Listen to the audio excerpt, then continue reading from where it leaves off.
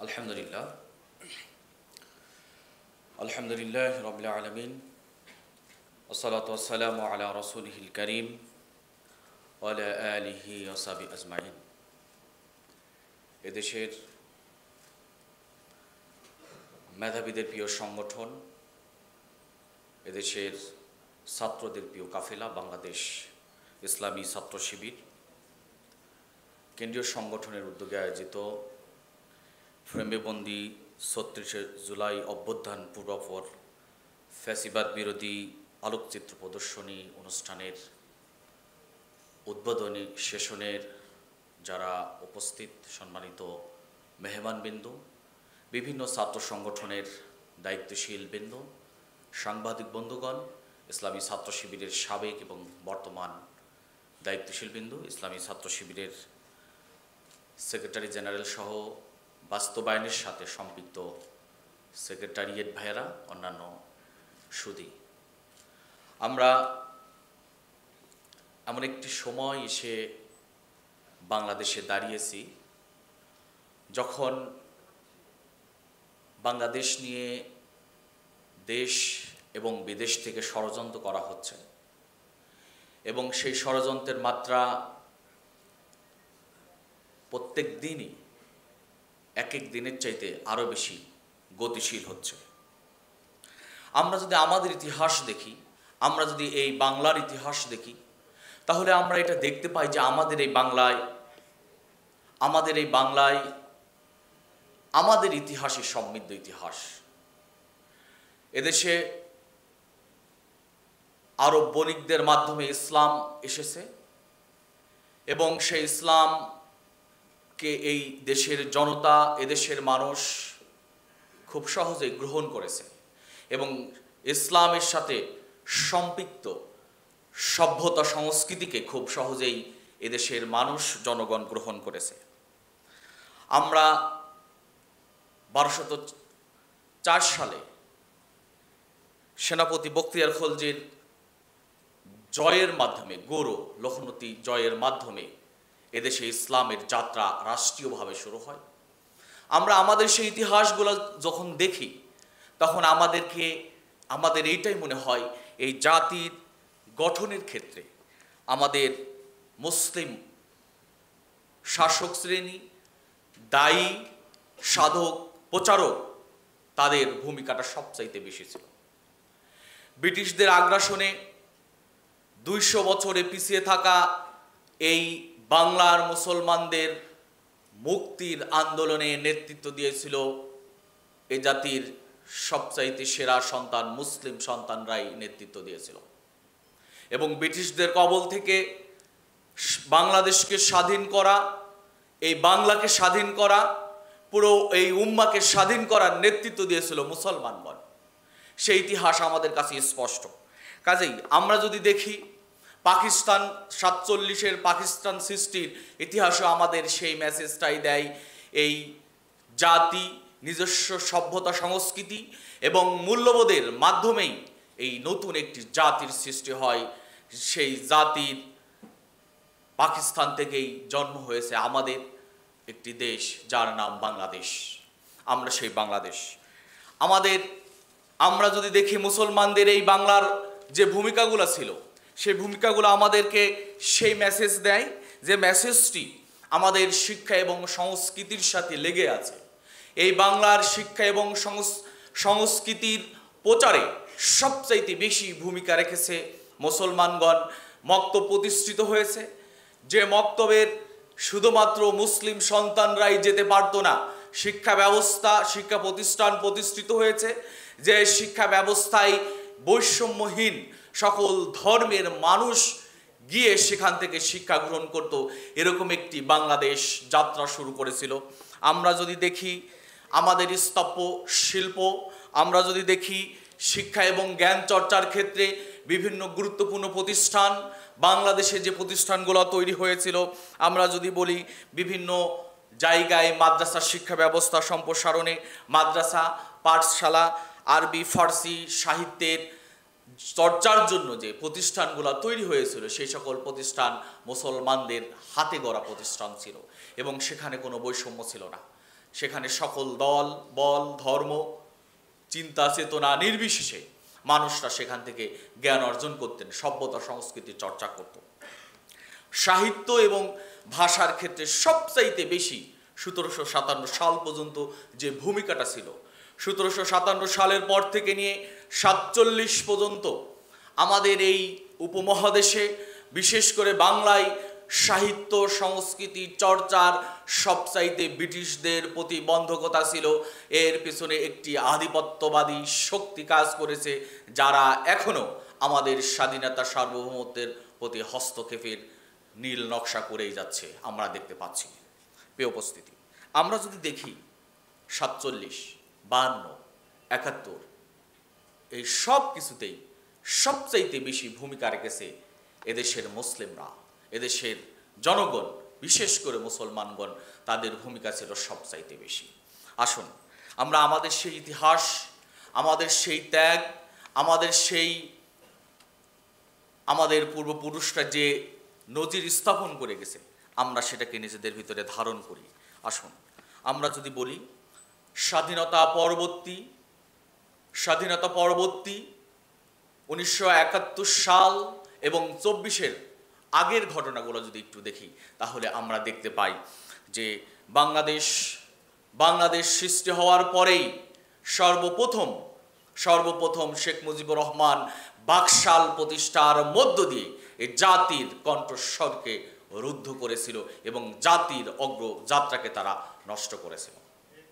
আমরা যদি দেখি এরপরে স্বৈরাচারের উৎপত্তি হয়েছে, স্বৈরাচারের কবলে জাতিকে নিষ্পেষিত হতে হয়েছে, স্বৈরাচার একটি জাতিকে ভিন্ন দিকে নিয়ে যাওয়ার ষড়যন্ত্র করেছে।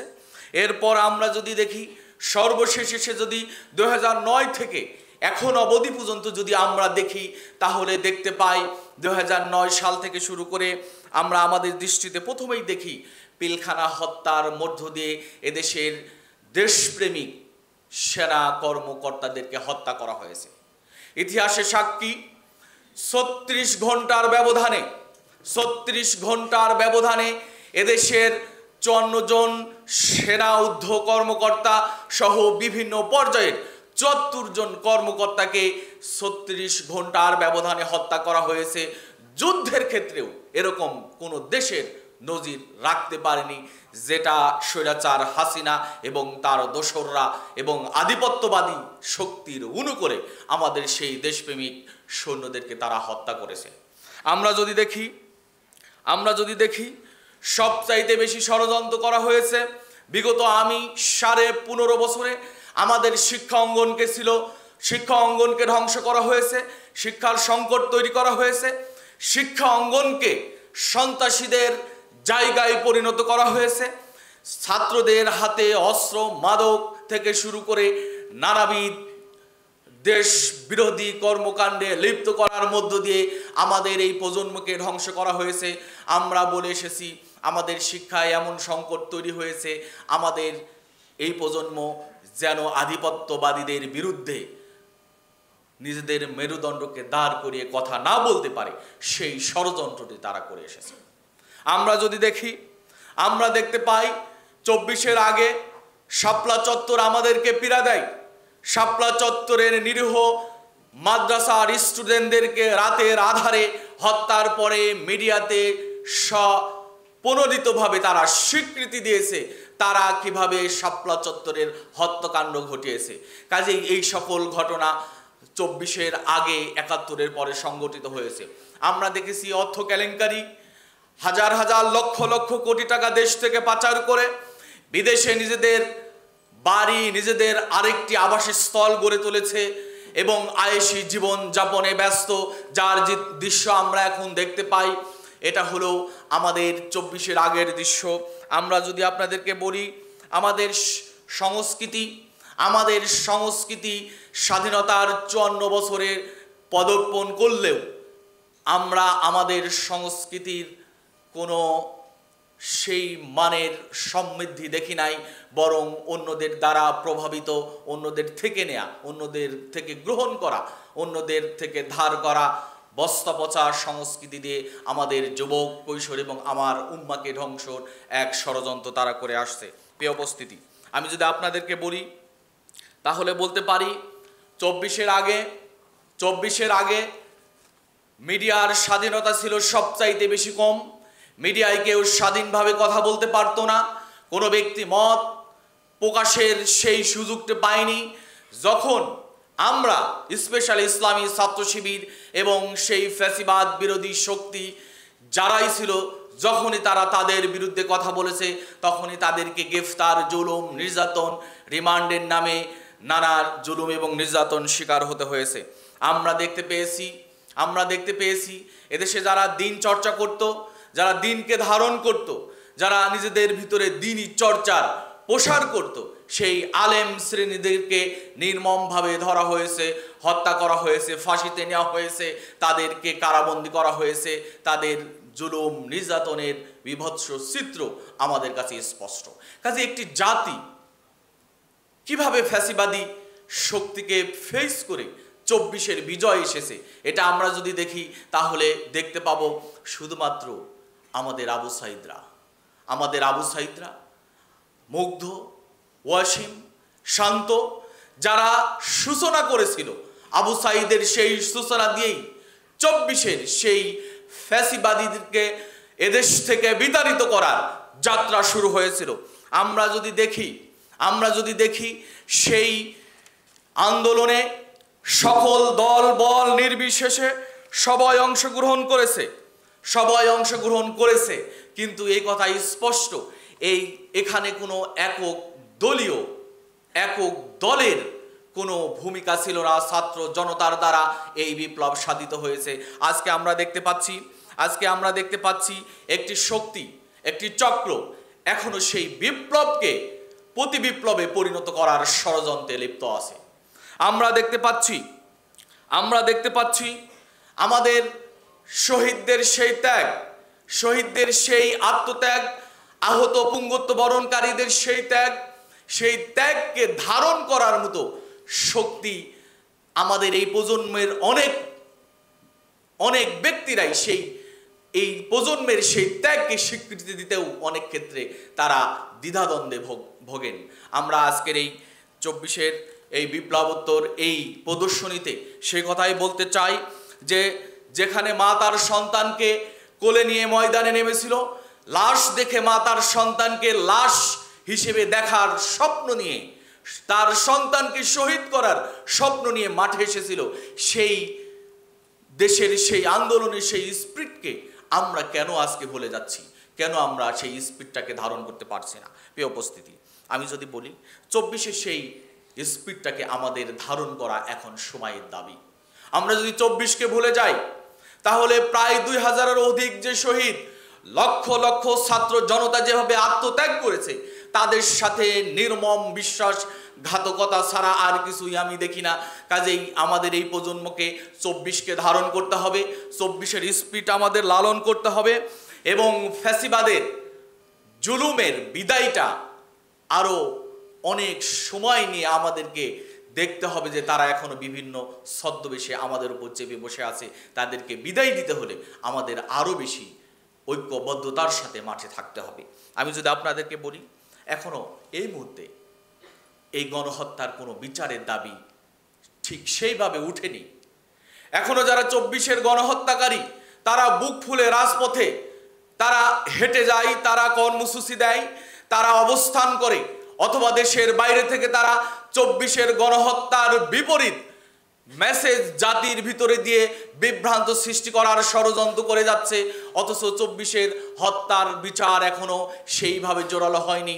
আমরা স্পষ্ট করে ইসলামী ছাত্র শিবির সেই দাবি পেশ করতে চাই, অন্তত আজকের এই প্রদর্শনী থেকে 24-এর যারা হত্যার সাথে সম্পৃক্ত, গণহত্যার দোষে দোষী দল হোক ব্যক্তি হোক, তাদেরকে বিচারের আওতায় নিয়ে আসতে হবে, বিচার কার্যকর করতে হবে। আমরা যদি দেখি আমাদের এই সরকার, অন্তর্বর্তীকালীন সরকারের অনেক ব্যক্তিও 24-এর সেই স্পিরিটকে সেইভাবে ধারণ করে না যেভাবে ধারণ করার কথা ছিল। যদি তারা ধারণ করত তাহলে অবশ্যই 24-এর গণহত্যার বিচারে তাদের দৃষ্টি যেত। এখনো আমরা সেই দৃষ্টি দেখি নাই। কাজেই আমাদের সেই দিকে সতর্ক থাকতে হবে। আমি একদম শেষে বলতে চাই, আমাদের এখনো অনেক পথ যেতে হবে, আমাদের এখনো অনেক কিছু করতে হবে।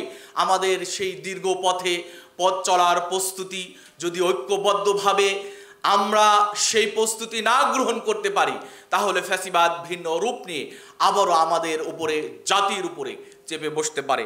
আসুন আমরা সেই বৈষম্যহীন দাসত্বের করাল থেকে নিজেদের এই জাতিকে মুক্ত করার জন্য নতুন এক বাংলাদেশ গড়ার স্বপ্ন নিয়ে কাজ করি। আল্লাহ যেন আমাদের সেই সুযোগ দান করেন।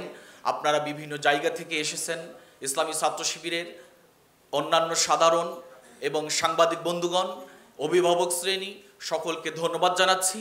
এবং ইসলামী ছাত্র শিবিরের উদ্যোগে আয়োজিত আজকের এই ফ্রেমেবন্দি 36শে